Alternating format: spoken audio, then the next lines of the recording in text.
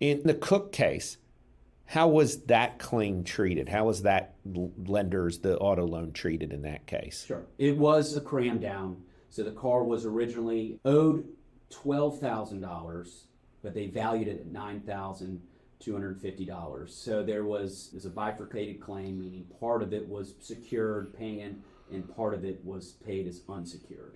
In the plan, the unsecureds were only getting about 10% of what they owed. They're getting a dime for every dollar that they're owed. Yeah. It's interesting to me that when you read the facts of this case, the judge says things happen. Yeah. And this case does appear to have a comedy of events, if you will. The car's stolen. In the theft of the car, it gets damaged. There's an indication the car was inoperable when the police recover it. Yep. Then the police appear to misplace it. It's not clear if it was ever found. Yep. I don't know how that happens. That's a new one on me. Welcome to Banking on Credit Unions, your leading law podcast dedicated to credit union matters. Hosted by Jim Sorensen from the elite team at SVL Law, where they specialize in collections, bankruptcy, and foreclosure law designed for credit unions. From landmark cases to innovative legal strategies, Banking on Credit Unions podcast is here to shine a light on the legal pathways impacting your credit union. If you want to uncover legal insights designed just for you, listen and join the conversation. Let's get started.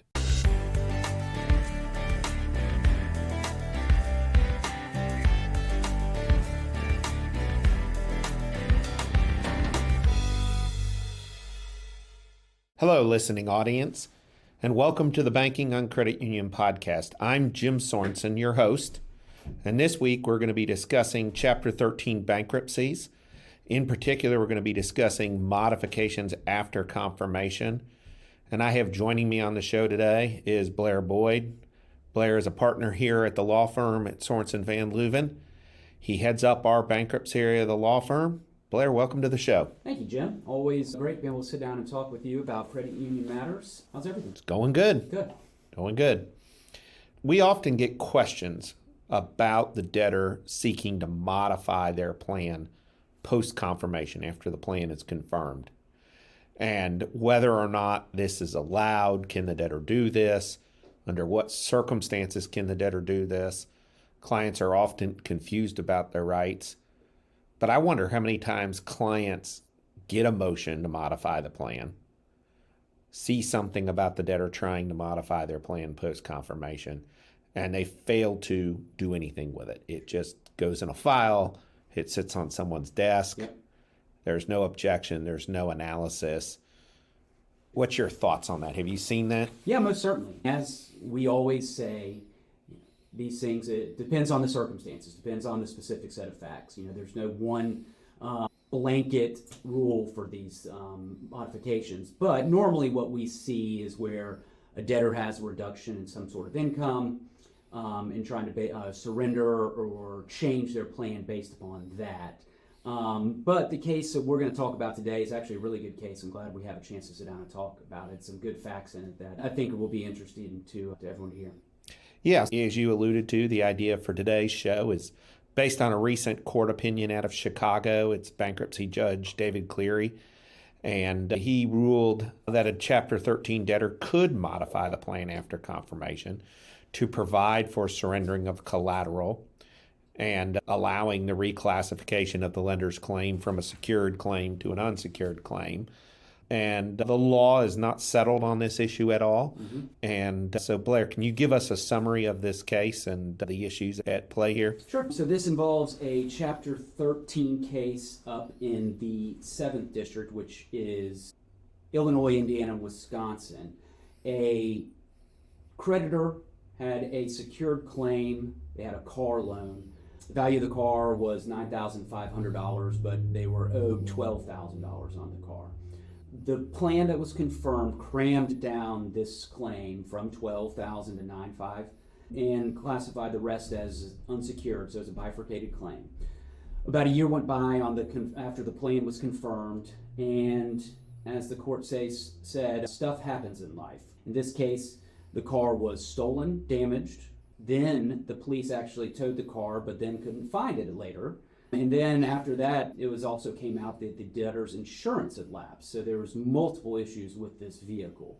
The debtor obviously needs a car to be able to get around, move, get to work. he asked the court for permission to purchase a new car, take out money to purchase a new car, and then also asked the court to modify the claim. What they were trying to do was surrender the vehicle and switch the claim from being paid as secured and reclassifying it as unsecured. Now, as Jim, as you said, the law on this is not set, but what the court did find is that the debtor can modify a plan after confirmation by surrendering the collateral and reclassifying the remainder as unsecured. Okay, thanks, Blair. Thanks for the summary. Now, as I indicated, this is a question in the law that is not settled. There is a Sixth Circuit Court of Appeals case that's pretty well known out there, the Nolan case, which says in this circumstance you could not modify the plan, that the effect of the confirmed plan would be binding on the debtor and the creditor, and the debtor can't get out of a bad situation. The judge here obviously ruled different. That Sixth Circuit case is not a case that is binding precedent for the court. I know that in the 11th Circuit, where we are, Georgia, Florida, Alabama, there are cases, not at the 11th Circuit level, but at the bankruptcy court level, which suggest that you could not modify in this situation. But to give our audience a better understanding, I think it's helpful to go back and talk generally about the timeline of a Chapter 13 case, or the steps in a Chapter 13 case, and how we get to where we are now in this case. Can you do that for us, lay out the general steps or processes in a Chapter 13 case? Yeah, of course. Normally, what our clients see are either a Chapter 7 or a Chapter 13 case. The Chapter 7, those are the liquidation bankruptcies, the quicker, shorter ones. But what we are dealing with is a Chapter 13 case, and that's what we call reorganization bankruptcy. When they file their petition, the debtor has 15 days after filing to file their proposed plan of reorganization. This sets forth how are they going to treat all of their secured creditors, how they're going to list and pay for any unsecured creditors, and it goes through and lists all the different claims that are out there. Now, all the creditors in a 13, they need to file their proof of claim, which sets forth what they're owed and establishes whether or not they have a secured or an unsecured claim. Within 45 days after the 341 meeting, the first initial confirmation is going to be held by the court. Before this, the creditors and the trustees have a chance to object to the plan if they don't agree with what's being paid, with what's being set forth, and the court can reject the plan as it is offered originally. Now, if it's rejected at this initial hearing and is not confirmed, which is usually the case, the debtors get another chance and it will be continued, and it gives the parties time to work out a resolution on any type of objection, determine what the claims are for these creditors.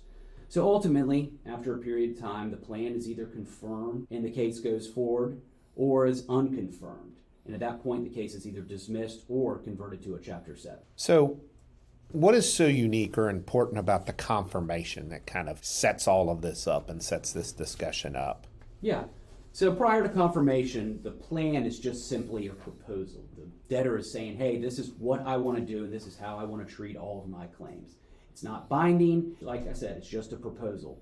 The effect of the confirmation is makes this plan binding on the debtor and the creditor, unless it's modified at a later term. So you get a court order saying, hey, creditor ABC Credit Union, you have to accept and you are agreeing to this type of payment on these claims that you claim that you have.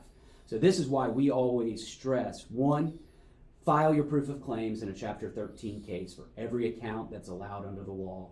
And two, review these Chapter 13 plans very carefully. If you have any questions or concerns, you can always reach out to your attorney, hopefully us, and have us review it, and we can discuss and see if there's any options on it. Yeah, and I think that's such an important point that often gets overlooked. A lot of times clients don't understand the importance of confirmation, and up to the point of confirmation, the plan is nothing more than a proposal. Yeah.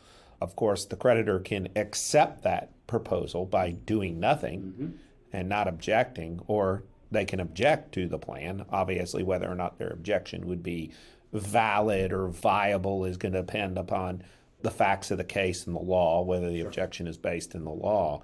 But the fact that the plan is not binding is important, because that's why we tell our clients not to modify how the loan is treated internally based just upon a Chapter 13 plan. The fact that the debtor filed a plan or has amended a plan isn't binding yet on the creditor, so the creditor shouldn't be adjusting their books to match the plan. Yep, that's a great point. Now, there may be reasons why charge-off is appropriate. That's a different issue, and I'm not talking about that, but just matching the plan. Here in this case, obviously, just so we're all on the same page, in this case, all of that had happened. Everything Blair just went through had happened. The plan had been confirmed. I think the plan had been confirmed, and the plan had been confirmed about a year. Correct. And so this case arises a year into the case after confirmation, where the debtor has been paying and performing under the plan. In this court opinion, we've been discussing In re Cook. Cook is the last name of the debtor. And so often when we refer to these cases, they're referred to by the debtor's last name, and they're typically referenced as In re, the name of the debtor. So in this case, In re Cook, the creditor's claim involved an automobile loan. So just for those who maybe are listening to this podcast, they're not familiar with what the law allows for the treatment of an auto loan in a Chapter 13. Can you outline that, Blair, and lay that out? And we get this all the time. Credit unions ask, what are our options here? They ask, can the debtor reaffirm in this Chapter 13 case? And no, reaffirmation agreement, that's only in a Chapter 7. So in a Chapter 13, they have two options. They can either keep the auto or surrender the auto. So if they want to keep the auto, they have a couple of options in that, if they make that decision. Option one is to continue to pay the auto pursuant to the terms of the loan. So it's going to stay the same monthly payment, interest rate, that type of thing. That's usually done paying directly to the credit union, so the debtor would continue to make their payments directly to the credit union. Or under circumstances, they can actually modify the loan. So as a general rule, the debtor can retain the car and modify the loan by repaying the replacement value of the car over the life of the plan at a reasonable interest rate. And I'm actually writing a newsletter article about the interest rate coming up for SVL soon, so you can keep your eyes out for that. That'll discuss that a little bit more. But what we call this situation is called a cram down. We're actually cramming down the claim to what the value of the collateral. Say you're owed $20,000 on a 2016 Kia, but it's only worth $15,000. The debtor has a right to say, no, I'm not going to pay the full 20. We're going to just cram you down and only pay you 15 over the life of the plan. Now, there is an exception to this cram down, and that's when the lien is a purchase money security interest and the loan is originated within 910 days of the bankruptcy filing. So you can't do any type of refinancing, that wouldn't qualify. And within 2.5 years of the bankruptcy filing, they cannot cram you down. Just an aside here on that 910 claim, because we get a lot of confusion about that. Purchase money means the lender, of course, lent the money to buy the car. As you indicated, it can't be a refinance. And that 910-day period only applies to motor vehicles. So it's got to be what is defined as a motor vehicle. So automobiles, trucks, motorcycles, motor homes, the ones that you can drive, not a pull behind camper or trailer, certainly not a boat. Those types of things. It's things that are meant to operate on their own on a highway. So I think that's an important distinction. Another thing, and I think it's funny, I'll point this out, you use the example of a Kia, and I think we've all used that a lot. Kias is the example of cars that get crammed down a lot. Probably not fair to Kia anymore. I know I used to use that years ago when Kias weren't very good. They're now much more quality cars, but nevertheless, any car can be crammed down because we know that in most time periods, cars are depreciating faster than the loan. There have been some time periods where that wasn't the case, but in most cases, that is the case. In the Cook case, how was that claim treated? How was that the auto loan treated in that case? Sure. It was a cram down. So the car was originally owed $12,000, but they valued it at $9,250. So there's a bifurcated claim, meaning part of it was secured paying and part of it was paid as unsecured. In the plan, the unsecureds were only getting about 10% of what they owed. They're getting a dime for every dollar that they're owed. Yeah. It's interesting to me that when you read the facts of this case, the judge says things happen. Yeah. And this case does appear to have a comedy of events, if you will. The car's stolen. In the theft of the car, it gets damaged. There's an indication the car was inoperable when the police recover it. Yep. Then the police appear to misplace it. It's not clear if it was ever found. Yep. I don't know how that happens. That's a new one on me. I've never had the police misplace a car in all my years of representing credit unions. But the one that gets me is the debtor failed to maintain insurance on the vehicle. Presumably, the debtor wasn't at fault for the stolen car. There's no indication he left the keys in it. He left it unlocked. He did something that would suggest that he made the car able to be stolen. There's no indication that it wasn't a robbery or a theft. Certainly, he had no responsibility for the police losing the car or the damage done to the car while it was stolen. But the debtor's required to maintain insurance under the loan documents, presumably. I've never seen an auto loan where that isn't the case. Correct. And maybe even more importantly, in a Chapter 13 bankruptcy or in any bankruptcy, the debtors are required. One of the statutory duties that's placed on a debtor is their requirement to maintain insurance on all property that is part of the estate, and that would include property like this car. The court doesn't really go into why the insurance lapsed. We would assume because they're a debtor in bankruptcy, it was non-payment. Yep. I don't know that. Whether that's fair or not. Yeah. But if the debtor had insurance, this would have been a completely different case. And it seems, at least from my perspective or our perspective as representing lenders in bankruptcy, it seems a little unfair to place that burden or that damage on the lender in this case, because the lender couldn't have prevented any of these things. No, certainly not. No, it's hard with these appellate courts because you only get the facts that you see in the case that is written. So you don't know the complete backstory, but it does seem, like you said, it's very convenient that the court bailed out the debtor on this matter. Do you like what you've heard so far? Make sure you never miss a show by clicking the subscribe button now. This podcast is made possible by listeners like you. Thank you for your support. Head on over to svllaw.com and subscribe to our email list to have it delivered right to your inbox. Now back to the show. What is the law or section of the bankruptcy code that addresses modifying a Chapter 13 plan post or after confirmation?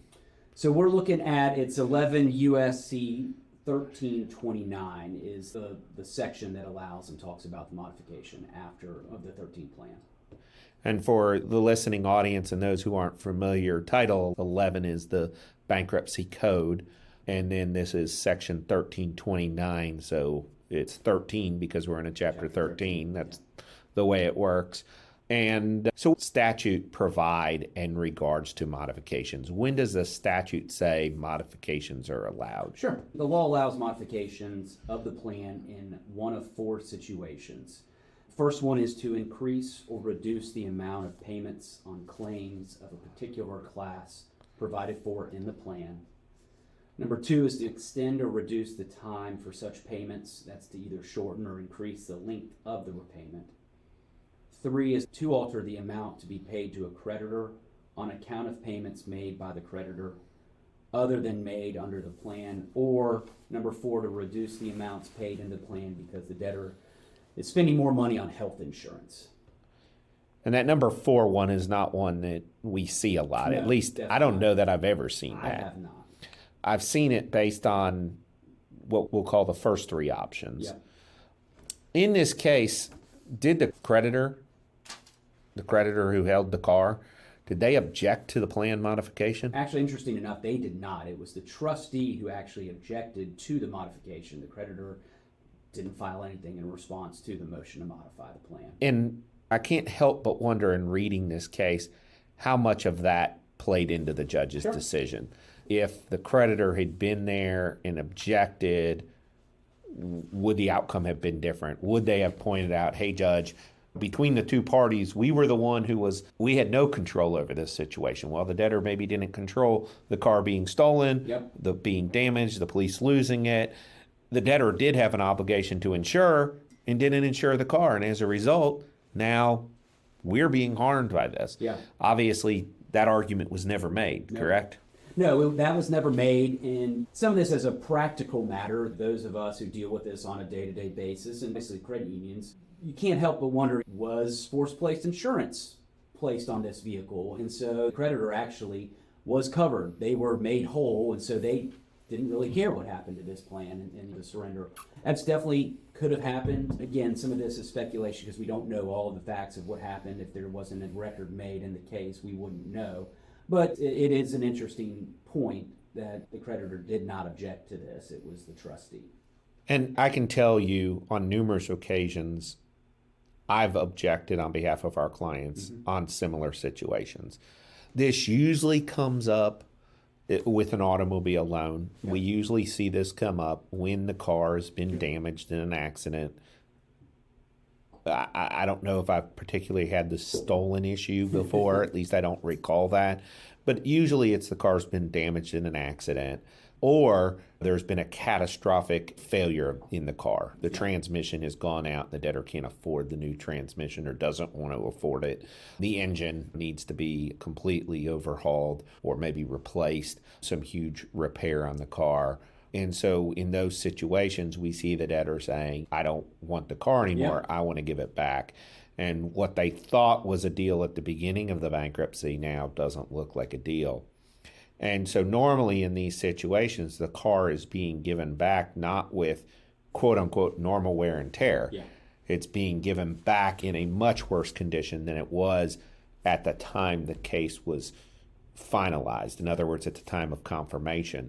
At the time of confirmation, the car was running. Yep. The debtor presumably wanted the car, and that's why they were proposing to pay it. Because, of course, they could have surrendered it, and they didn't. And so in a lot of these cases, we go into court and object, and the law in Florida, Georgia, while it's not settled, in most situations, judges have been reluctant to allow modifications in these situations, especially where there's going to be substantial harm to the creditor. The creditor is going to suffer a bigger loss than had they just surrendered the car to begin with at the beginning of the case. But I do wonder how many times creditors just overlook the option of responding. And certainly, like you indicated, if the lender has force-placed insurance in place, collateral protection insurance in place, and that insurance is going to cover the majority of the loss, it might not make sense to pay the lawyer and get involved in the case. We do wonder about that in this case. Yeah. My concern is obviously this sets a precedent. It gives debtors an argument. Look, here's a judge who said we could do this. And anytime we have that, that may cause a judge to look at it and say, you know what? I like that result. So that's always my concern in these situations.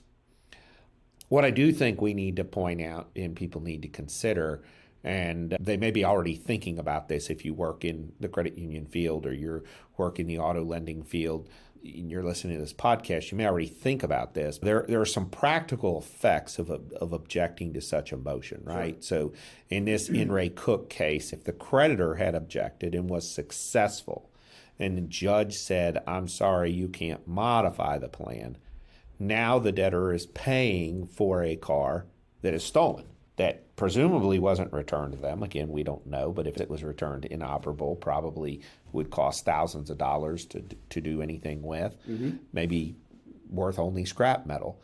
And so, practically speaking, in these situations, you can win the battle, but so to speak, lose the war.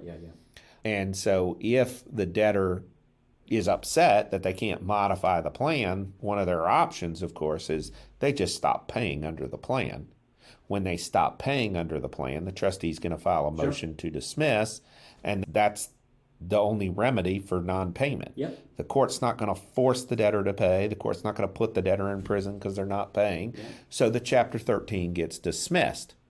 Now, once it's dismissed, the debtor can turn around and file a new case, whether it's a 7 or a 13, and they're back at the beginning, right? And so now they're going to surrender the car in the new case and we wouldn't have the argument, hey, you're trying to modify a confirmed plan.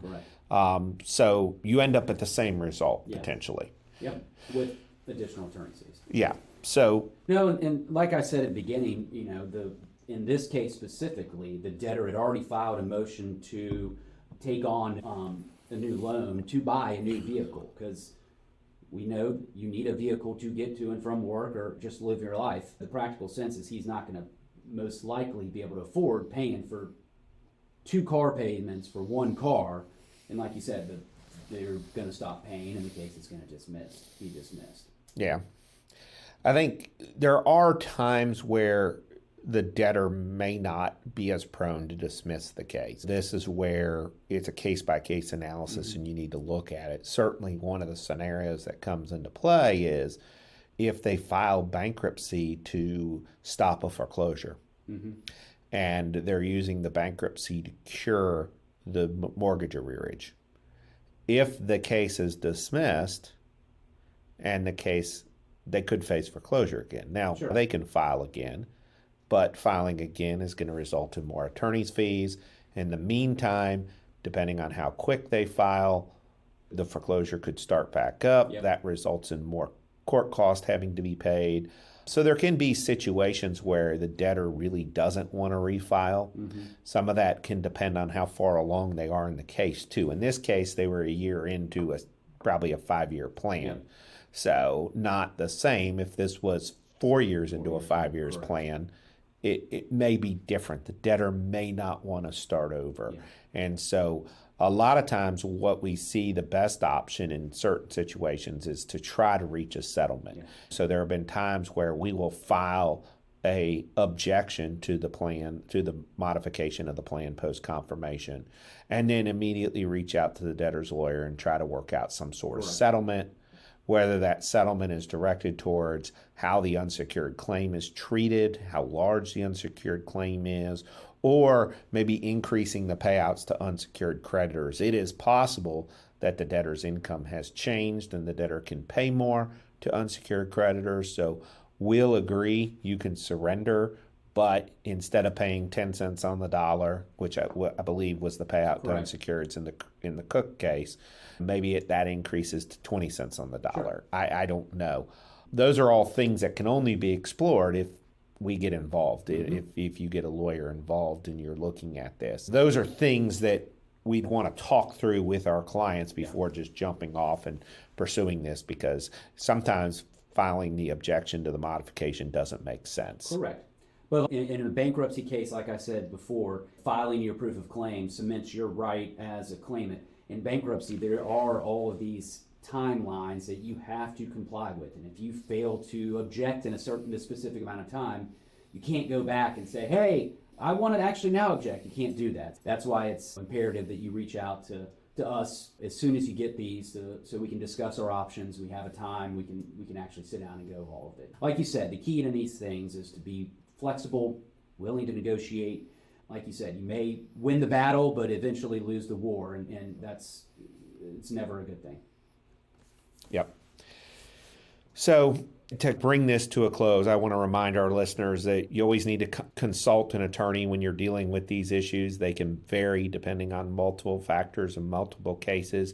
We're talking about a case out of Chicago. We talked about the law in Florida and Georgia, but if you had a bankruptcy in Texas, the results could be different. There could be other facts. So make sure you always consult with a lawyer. Blair, thank you for joining me today. My pleasure. It's always good talking to you, man. On the podcast. It is good to talk about, and we are weird. We enjoy talking about these bankruptcy issues. It is things we live in day out and help our clients with. And hopefully you listeners found this helpful. If you did, I'm going to ask you to please go and subscribe to the podcast and go ahead and hit like as well. And if you need more information or want more information about how we can help you, please go to our website, www.svllaw.com. With that, I'm going to say goodbye, and we hope you join us next time on our Banking on Credit Union podcast. Thanks for joining us this week on Banking on Credit Unions. Make sure to visit our website, www.svllaw.com/podcast, where you can subscribe to the show in iTunes, Spotify, or via RSS, so you'll never miss a show. While you're at it, if you found value in this show, we'd appreciate a rating on iTunes. Or if you'd simply tell a friend about the show, that would help us out too. When it comes to credit union law, the Sorensen Van Leuven Law Firm has you covered. Reach out to us at svllaw.com because every credit union deserves top legal representation. Be sure to tune in next week for our next episode.